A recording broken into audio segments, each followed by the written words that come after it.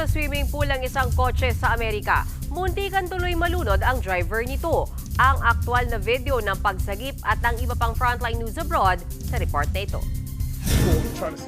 Nahulog sa swimming pool ng isang bahay ang kotseng ito sa Arizona sa Amerika. Agad namang rumisponde ang mga pulis dahil natrap sa loob ang driver ng sasakyan. Mabilis ang binasag ng pulis ang sunroof ng kotse.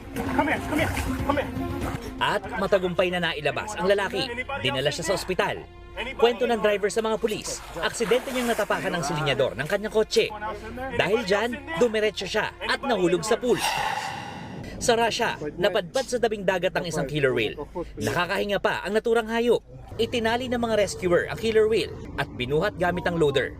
Dinala siya malapit sa tubig para kusang tangayin ng alon pabalik sa dagat. Ayon sa mga otoridad, nasa malalang kondisyon ang orca dahil sa mga crack sa balat nito. Hindi na raw bago ang pagka-stranded ng mga killer whale sa lugar. Nagbabalita mula sa Frontline, Gerard de la Peña, News 5. Mga kapatid, may Los Baños po. Huwag magpahuli sa mga balita at impormasyong dapat ninyong malaman. Para sa mas malawak na balitaan at diskusyon, mag-follow at mag-subscribe sa social media pages ng News 5.